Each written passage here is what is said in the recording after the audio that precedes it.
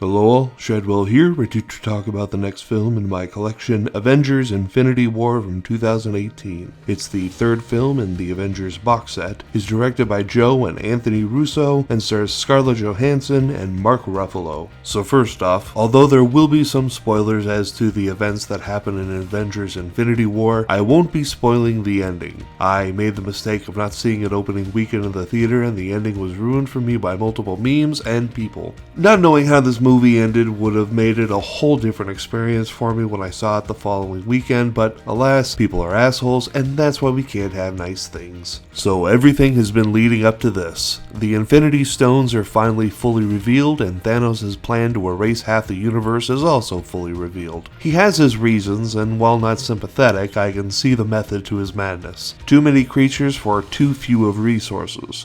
Take half of them out of the equation and the universe is nearer to balanced again. Oh, and this film is damn near an all-skates situation, as every hero that's been introduced in the Marvel Universe so far makes an appearance except for Hawkeye and Ant-Man's corner of the world. Their absences are explained but are very much felt, but by design. This film exists in a funny place because there are so many payoffs to so many setups in so many Marvel films, and yet the real payoffs don't arrive until the next film, Avengers Endgame. Perhaps it's because the ultimate payoffs in that film are answers to setups in this film which are only presented after the payoffs to setups in the previous Marvel films. Oh dear, I've talked myself into a confusing place. Let's go somewhere else. Speaking of almost every hero being in the film, that's well over a dozen characters we need to keep track of, and yet somehow with only 2.5 hours the film was able to pay enough attention to each one so that no one feels cheated. Except Wong, not really enough Wong. God damn it, Marvel, I am still expecting a 3-film Wongers and Madison arc, and you better deliver. Also, does Star-Lord ever receive punishment for ruining absolutely everything? No? Huh.